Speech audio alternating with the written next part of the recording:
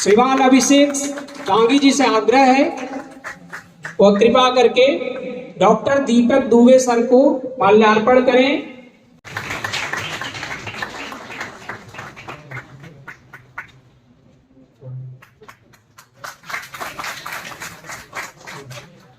ठेस पहुंचाना नहीं है, लेकिन किसी हाव भाव, आवाज या अंदाज से आपको लगे कि ये आपके जैसा है तो समझ लीजिएगा आप हमारे फेवरेट हैं।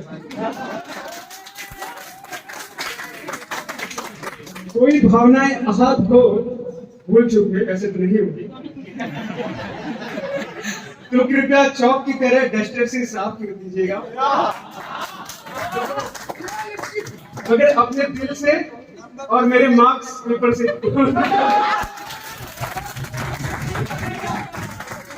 इससे पहले मिमिक्री शुरू करूं, मैं यही बताना चाहूंगा कि मैं सब टीचरों की तो नहीं, जिनकी मैंने क्लास ली और जिसको थोड़ा मैंने ऑब्जर्व किया है। हो सकता है मैं गलत हो जाऊं क्योंकि फर्स्ट सेमेस्टर में ली थी क्लास, इस सेमेस्टर में भी लगी नहीं क्लास ऑब्वियसली। तो अगर थोड़ा कुछ भूल चुक हो जाए तो माफ चाहूंगा। सबसे पहले टिक्की सर से शुरुआत करते हैं।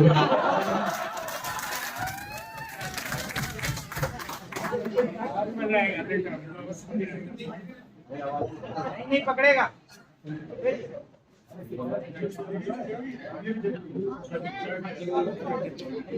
वाला क्या पढ़ाया था मैंने?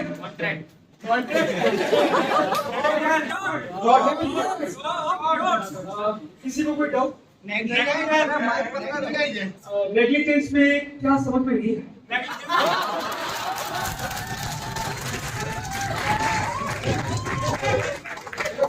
अब क्या है ना, डाउट पूछने में थोड़ा डर ये लगता है कि अगर कुछ भी पूछते तो सबसे पहले हमसे ही पूछते कि समझ में नहीं आया। तो बताओ क्या समझ में नहीं आया? समझ में नहीं आया, बताओ। नेग्लिजेंस समझ में नहीं आया तो मतलब अच्छे से नहीं पढ़ा। क्लास में आए नहीं आया, तुम्हारे लिए वापस रिपीट तो होगा नहीं।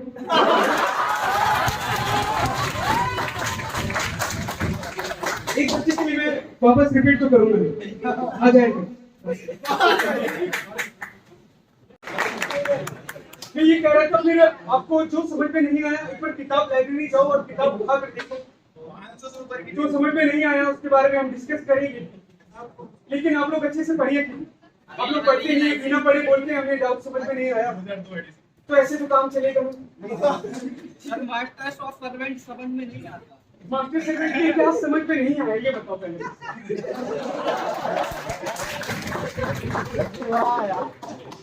लोग पढ़ के आया पीछे। मैं हमेशा क्लास में आता हूँ, सबसे पहले पूछता हूँ कल का क्या समझ में नहीं है, इसके बारे में डिस्कस करता हूँ। लेकिन आप कुछ पढ़ के ही नहीं आएंगे तो फिर पूरा तो टॉपिक रिपीट तो होगा नहीं, समझ रहे हो? तो हम लोग बात कर रहे थे एब्सोल्यूट लायबिलिटी और स्ट्रिक्ट लायबिलिटी की। तो रायलैंड वर्सेस फ्लेचर में क्या हुआ था ये मैं आपको थोड़ा बताऊंगा इसके बारे में। इसमें हुआ यूं था कि एक इंग्लैंड में एक जगह है जहां पर एक ग्राउंड में काम किया गया था, लेकिन किसी के फॉल्ट के कारण किसी और का नुकसान हो जाता है। जब ये केस कोर्ट पे जाता है तो कहते हैं ये तो एब्सोल्यूट लायबिलिटी। ऐसा ही जब एक सिद्धांत, एक दूसरा केस है MC Mehta versus Union of India. MC Mehta versus Union of India में जब भोपाल की ट्रेजेडी होती है तो बहुत लोग कहते हैं कि ये तो जी एब्सोल्यूट लायबिलिटी का है, बट ऐसे कैसे? तो हमारे कोर्ट ने कहा कि नहीं, ये स्ट्रिक्ट लायबिलिटी। फर्दर आप लोगों ने देखा कि किस तरह से एब्सोल्यूट लायबिलिटी और स्ट्रिक्ट लायबिलिटी अलग अलग है। इसके बारे में आप लोग पढ़ के आइएगा, ठीक है? मैंने बता दिया राइटर्स के नाम, कौन कौन सी अच्छी भी है खराब भी है, वो सब आप देख लीजिए। बहुत बहुत धन्यवाद।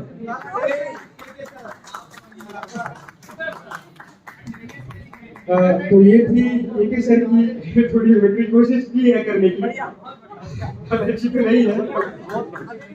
एक बार वापस अब आगे बढ़ाने वाले हैं। तो अभी दुबे सर कहाँ गए? दीपक दुबे। चलो तब तक फिर अनुपमा मैम क्या है ना, थोड़ी दबंग स्टाइल है उनकी।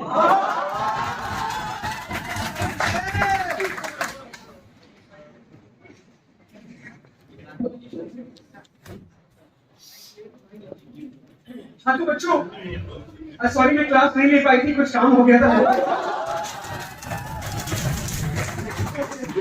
बहुत दिनों बाद आनंद पाया है। तो पिछली बार मैंने आपको, लेकिन मैम आती है समझ में, 1-2 दिन का गैप हो जाता है, लेकिन मैम को याद सब कुछ रहता है कि कहाँ पर छोड़ा था। तो पिछली क्लास में हमने पढ़ा था कि हमें आपको स्कूल बताई थी कि किस तरह से अलग अलग जो 5 स्कूल है, या आगे चल के आप जूरिस्प्रूडेंस में पढ़ेंगे 5 स्कूल। लेकिन आपको बता दूं जो 5 स्कूल है, कौन कौन बताएगा क्या थी 5 स्कूल? बताओ भाई। सब ठीक है, हो गया खत्म। नहीं आती बेटा, तुम तो पढ़ा करो।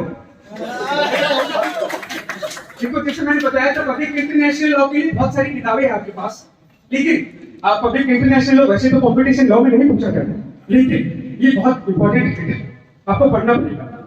समझ गए? अलग अलग है, ओपी अग्रवाल है, और कौन सी बात जी? Agrawal, ST Kapoor, sorry. तो आपको जो सही लगे वो देख ले लो, ठीक है? किसकी लैंग्वेज इजी है, किसी की आसान है। जो एसटी कपूर है उसकी थोड़ी इजी लैंग्वेज है, जो बच्चों को सिर्फ पढ़ना है, बात सुनना है, देख लेना वो वाली किताब, ठीक है? चलो तो इसके बीच में क्या होता है, मैम का बीच में कॉल बच जाता है। जब मैम पढ़ाती है तो मैम का जो कॉल होता है वो उनके हाथ में नहीं होता, टेबल पे रखा होता है। यहाँ भी ये चलने का एक कॉल बचता है, तो मैम थोड़ी डबल थोड़ा साइड में होके। हाँ जी, हाँ सर। हाँ ठीक है सर। नहीं सर, ऐसे कैसे काम चलेगा? नहीं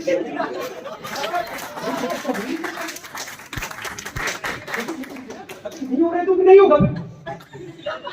सर आपको तो पता ही है डिपार्टमेंट की हालत सर।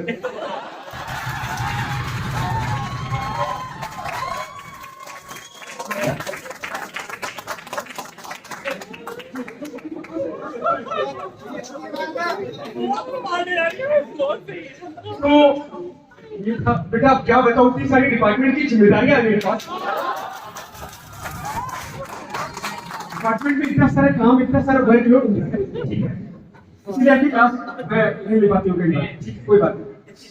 तो हम लोग बात कर रहे थे पब्लिक इंटरनेशनल लॉ की। तो अलग अलग जो वो फिलोसफर हैं, उनकी अलग अलग डेफिनेशन है।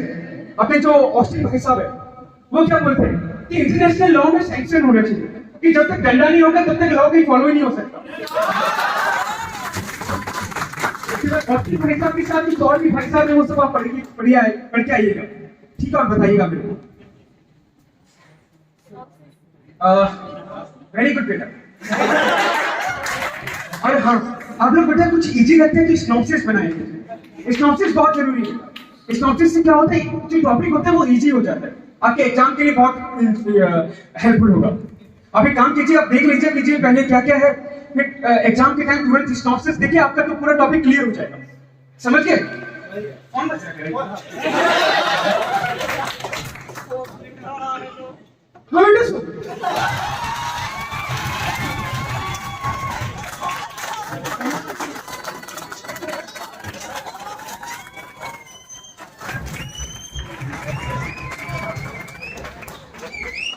हाँ बेटा स्कूल से हो गई छुट्टी? तो एक काम करो, घर पहुंचो बेटा, मुझे तो टाइम लग जाएगा। देखो मीटिंग भी है बेटा, मेरे को तो टाइम लग जाएगा। अब एक काम करो, चले जाओ, घर चले जाओ, फ्रिज में खाना रखा है, लेके घर में खा लो।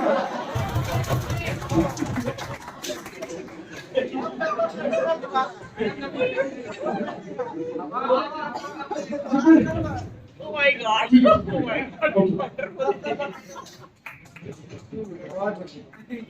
मेरा बेटा भी आजकल बड़ा हो रहा है, इसकी भी बाहर की हवा लग रही है।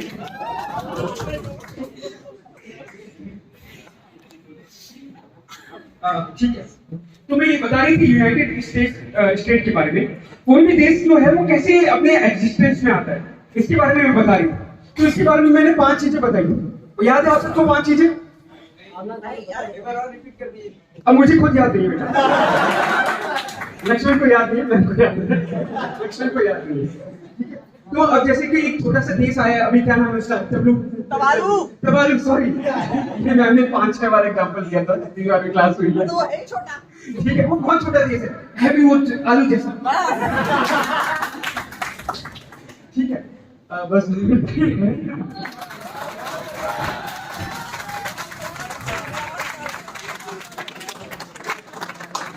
ये मैंने कोशिश की है, रुको मैं बहुत बढ़िया किया, बहुत बढ़िया। आपको मजा आ गया। गलती हो गई। नहीं, अगर इस बार पढ़ाओगे तो एक्स्ट्रा नंबर होगी।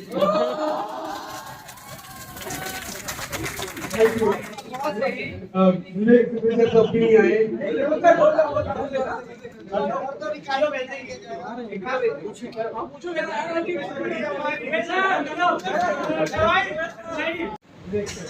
आचार्य श्री कटोरी, हाँ, ठीक ठीक ठीक ठीक।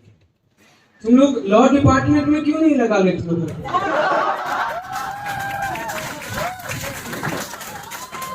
हमारे श्रीधर भवन लॉ डिपार्टमेंट में काफी ऊपर चढ़ाई हो जाती है,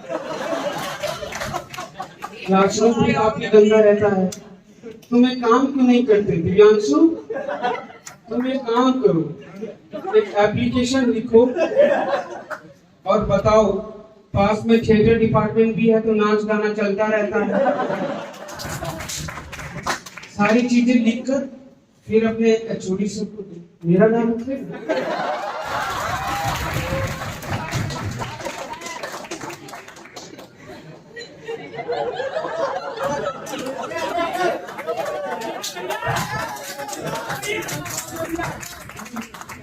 तू कल दे और एप्लीकेशन अपने क्लासमेट से सबसे साइन करवा लो। तुम लोग को भी तो दिक्कत होता होगा, करवा लो। चलो क्लास शुरू करें। किसी को बोला था प्रेजेंटेशन करने का? भद्रा जी करके लाए हैं आप प्रेजेंटेशन? नया नहीं हुआ क्या? समझ में नहीं आ रहा? कोई चीज समझ में नहीं आती है तो एक आसान सा तरीका बता दूं? होशियार तो वही तुम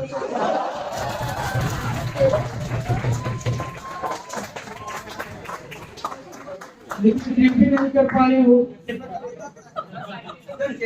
हमारी क्लास में क्या है ना, हर क्लास में होता है बॉयज एंड गर्ल्स पर, क्यों ये गर्ल्स कुछ नहीं बोलेगी? सारी जिम्मेदारी बॉयज ने ही ले रखी है क्या?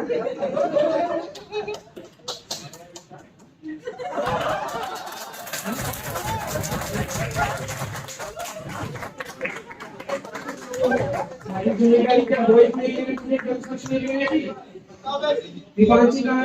दीपांशी कल तुम नेक्स्ट टॉपिक तैयार करके लाओगे, ठीक है? कर लोगी?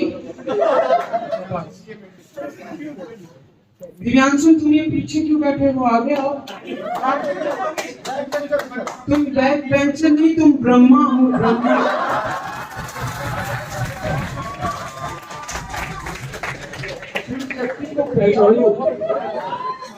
कुछ को कम मत आंको, सीट खाली है तो आगे आ जाओ, दिक्कत थोड़ी है। मेरी वॉइस वैसे भी पता नहीं पीछे तक जा रही था। तो हम लोग क्या बात कर रहे थे?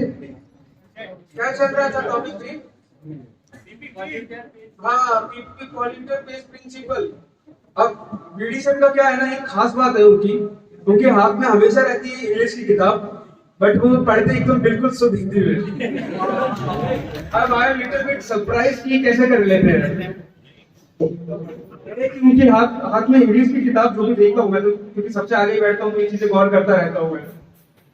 तो प्रदूषणकर्ता का जो सिद्धांत है कि जो प्रदूषण करता है वही भुगतान करता है, ठीक है? कि इसमें जो लाइबल होगा, मैं तो वैसे इंग्लिश में बोल रहा हूँ थोड़े थोड़े, वो पूरे हिंदी में बोल पड़ जाते हैं, तो ये उनकी एक प्लस पॉइंट है, पता नहीं कैसे कर लेते हैं, ठीक है?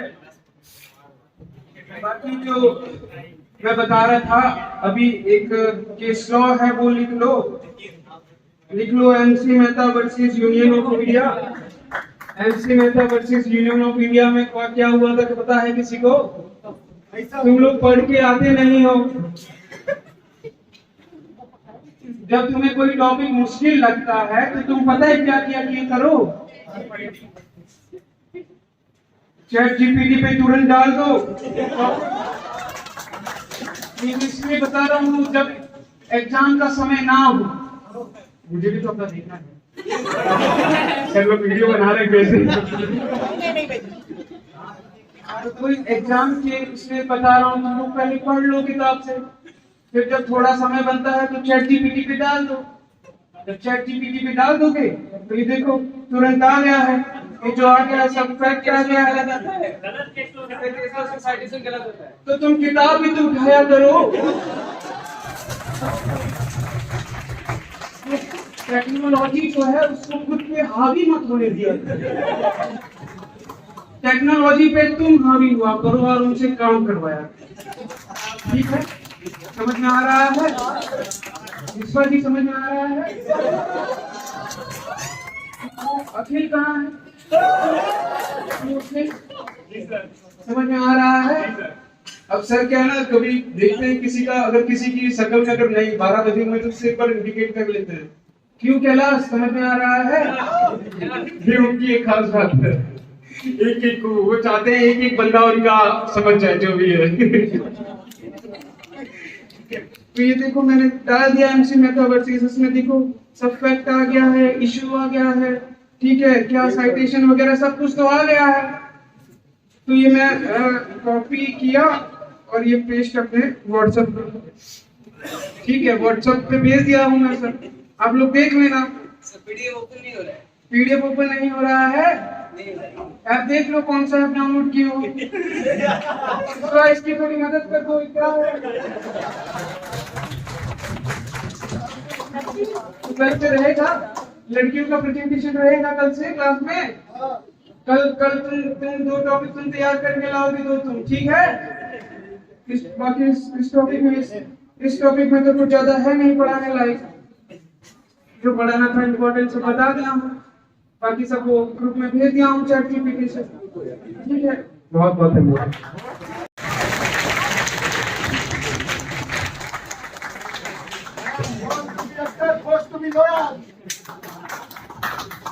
तो जो टीचर बोलता है कि भाई अटेंडेंस 25% जरूरी है, पर सर जो 75% अनकम्प्लीट सिलेबस है उसका क्या? पढ़ा हुआ है, गोलियों से शरीर पड़ा हुआ है, और वो अपने अंतिम समय में अपने घर वालों के नाम, और हम सभी जैसा कि जानते हैं हम सबके करीब अपनी माँ जरूर होती है, इसलिए उस चिट्ठी में सर्वप्रथम अपने माँ के नाम लिखता है, माँ तुम्हारा लाडला रन में अभी है, माँ तुम्हारा लाडला रन में अभी घायल हुआ है, देख उसकी वीरता को शत्रु भी घायल हुआ है, देख उसकी वीरता को शत्रु भी घायल हुआ है, खून की होगी रकाब मैं पढ़ना कर दिख रहा हूँ, माँ उसी सोनित से तुमको पत्र अंतिम लिख रहा हूँ। सोनित का अर्थ खून होता है, और वो सैनिक कह रहा है कि माँ उसी सोनित से तुमको पत्र अंतिम लिख रहा हूँ। और वो अपनी माँ को जाते जाते सांत्वना देते हुए कहता है कि छा रहा है आंखों के सामने अंधेरा, उसमें मुझको दिख रहा है एक नूतन सवेरा, तो कह रहे हैं शत्रु की जिस तरह आत्मा सजा हुआ हूँ, लग रहा है सिंह की कोख से पैदा हुआ हूँ। और वो जाते जाते अपनी माँ को सांत्वना देते हुए कहता है माँ तू ये ना समझ लेना कि मैं नींद लेने जा रहा हूँ, माँ तुम्हारी कोख से फिर जन्म लेने आ रहा हूँ। और आगे की 4 पंक्तियां वो अपने पिता के प्रति लिखता है, जिसमें वो कहता है मैं तुम्हें बचपन में ही बहुत दुख दे चुका हूँ। जैसा कि आप सबको मालूम है कि एक पिता अपने बच्चों को लालन पालन के लिए बहुत कष्ट उठाता है, इसलिए वो सैनिक करता है मैं तुम्हें बचपन में ही बहुत दुख दे चुका हूँ और कंधे पे हो खड़ा आत्मा सर ले चुका हूँ, पर पिता मैं भार अपना तनिक हल्का कर न पाया, पर पिता मैं भार अपना तनिक हल्का कर न पाया, तुम मुझे करना क्षमा मैं पितृ ऋण को भर न पाया। यहाँ पे पितृ ऋण जो होता है इससे संदर्भ है कि पुत्र का अपने पिता के प्रति कुछ कर्तव्य होता है, जैसे कि मुकाबला बचना है ना, तो इसलिए बोला है कि पिता के जिंदा रहते ही पुत्र का सर्वांश चला एक पिता के लिए बहुत दुखद बात है, इसलिए वो बोलता है। और आगे की 4 पंक्तियों में तो अपने छोटे भाई के नाम लिखता है, जिसमें बोलता है कि हे अनुज रणवीर गोली बाह में जब आसमाई, हे अनुज रणवीर गोली बाह में जब आसमाई, ओ मेरी दाई भुजा उस वक्त मुझे तेरी याद आई, अब इन बाहों से मैं तुझे आत्मा दे सकता नहीं, लौट के आऊंगा ये विश्वास भी दे सकता नहीं। या हम सब अपने छोटे भाई को अपने बाहों से मतलब अपने गोद पे खिलाते हैं, इसलिए उससे नहीं करता। अब इन बाहों से तुझे आत्मा दे सकता नहीं, लौट के आऊंगा ये विश्वास भी दे सकता नहीं। और आगे की पंक्तियां वो झकझोर देने वाली करता है। पर अनुज विश्वास रखना, मैं थक कर ना हटूंगा, तुम भरोसा पूर्ण रखना, साथ अंतिम तक लड़ूंगा, साथ अंतिम तक लड़ूंगा। और जाते जाते अपनी छोटी बहन की जिम्मेवारी अपने भाई को सौंपते हुए जाता है, उसमें कहता है, लो तुम्ही को सौंपता हूँ बस बहन का ख्याल रखना, लो तुम्ही को सौंपता हूँ बस बहन का ख्याल रखना, जब पड़े उसे जरूरत वक्त पे सम्मान करना, तुम मुझसे कहना कि रक्षा पर्व जब भी आएगा, अर्थात रक्षा बंधन, जो कि एक भाई और बहन के बीच में प्रेम का पर्व है, इसीलिए वो कहता है तुम मुझसे कहना कि रक्षा पर्व जब भी आएगा, भाई अंबर में नजर आशीष देता आएगा, भाई अंबर में नजर आशीष देता आएगा। और आगे की 4 पंक्तियां वो अपनी पत्नी को लिखता है, आप सभी को मालूम ही होगा। और उसमें कहता है कि सब पदों की यात्रा से तुम मेरी अर्धांगिनी हो, अर्थात 7 फेरों की वक्त से तुम मेरी पत्नी हो, सब पदों की यात्रा से तुम मेरी अर्धांगिनी हो, 7 जन्मों तक रहोगी तुम अमर वो रागिनी हो, इसलिए अधिकार तुमसे बिन बताए ले रहा हूँ, इसलिए अधिकार तुमसे बिन बताए ले रहा हूँ, मांग का सिंदूर तुम्हारा मातृभूमि को दे रहा हूँ, मांग का सिंदूर तुम्हारा मातृभूमि को। जय हिंद, जय भारत। सर पूछे थे नदी में तैरते हो? मैंने बोला हाँ सर। कहाँ तैरते हो? मैंने कहा सर नदी ये थाना में एक नदी रोज जाते हो? अच्छा बाथरूम में तैरते हो?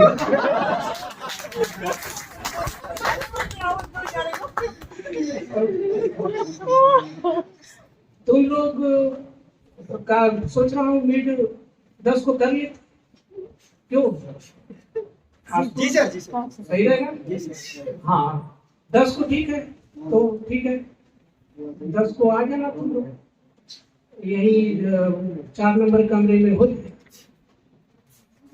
देखते हैं, हमारा ये प्रयास रहेगा कि तुम लोग का कम से कम जो है मतलब इजी क्वेश्चन दूंगा, और जो मैंने पढ़ाया है उसी में से ही आएगा, तुम लोग घबराना मत, और बिल्कुल जो पढ़ाया है उसी में से रहेगा, और 10 नंबर से कम तो उनको दूंगा जो क्लास ही नहीं करते। So, very good afternoon, everyone, our respected teachers and seniors and everyone present here. So before we begin, let us invoke the divine blessing of the knowledge with a sacred mantra, which is basically dedicated to our respected teachers. And the mantra is Guru Re Brahma, Guru Re Vishnu, Guru Re Devo Maheshwara, Guru Re Sakshat Par Brahma, Tasmai Shri Gurudev. You know, the above mantra is not an ordinary slogan.